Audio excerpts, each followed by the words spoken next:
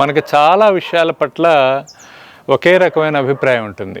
చాలామంది పని చేయడం అనేది చాలా గొప్ప విషయంగా చెప్పుకుంటారు. నిజంగా పని చాలా మంచిది.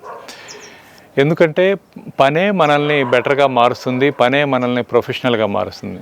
కానీ ఆ పని ఎటువంటి పని మనం చేస్తున్నాం అనేది చాలా ఇంపార్టెంట్. మీరు జీవితాంతం పని చేయాల్సి వస్తూనే ఉండడం అనేది మీరు లేబర్ మైండ్ అని అర్థం. మీది అంటే ఈరోజు పని చేస్తే ఈరోజు గడవడం లాంటి స్థితిలో ఉన్నారని.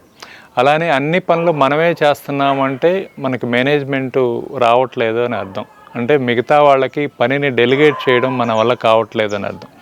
అది ఇంట్లో వంట పని దగ్గర నుంచి ఆఫీస్ పని వరకు, మేనేజ్మెంట్ పని వరకు, ఏ పనైనా కానివ్వండి, పనిని ప్రాపర్గా ప్లాన్ చేసుకోవడం. మీరు చూస్తే చాలామంది కోటీశ్వర్లు ప్రపంచంలో పని లేని వాళ్ళలాగా ఫ్రీగా హాయిగా జాలీగా తిరుగుతున్నట్టు ఉంటారు.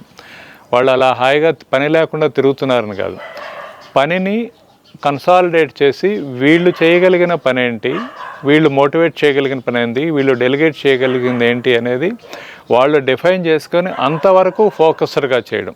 ప్రతి మైక్రో విషయాల మీద ఫోకస్ చేస్తే మనం పని చేయలేం.